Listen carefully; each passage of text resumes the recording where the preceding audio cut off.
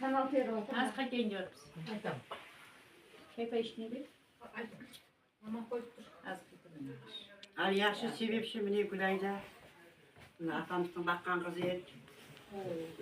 Kötüp kömeklep ağaylarına ateş şişesi. Acıyor. Dünyasını bir yer. Kırpı çiçeğin akıbatı bari şaşıp. Daim güllerine kutlu olsun. Şahsı güllerine cümsasın. Datırxaları hani işi şahsı güllerine cayılsın. Semiyede hami vakit koy olsun. Ay Güleyda. Kosılğanı mene kosağasın Aman Gülayda. gel.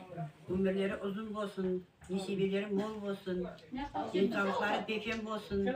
Başı boşur batkan oğullarının aratını çevire görsün. Avul ile aman olsun. Avulukta toylar çok olsun. Üstünde yükleri akide versin. Çiş olsa da. Amin.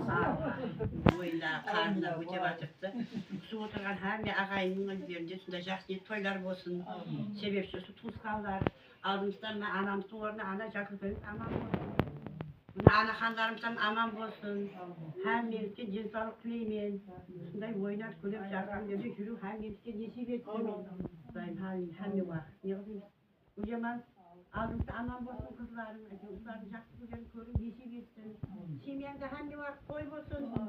Kayınlıka falan aldığımda aman olsun. Onlarda hizmetine çarşama girebilir falan. Olar da. Dünyalarda girebilirler. Bol olsun.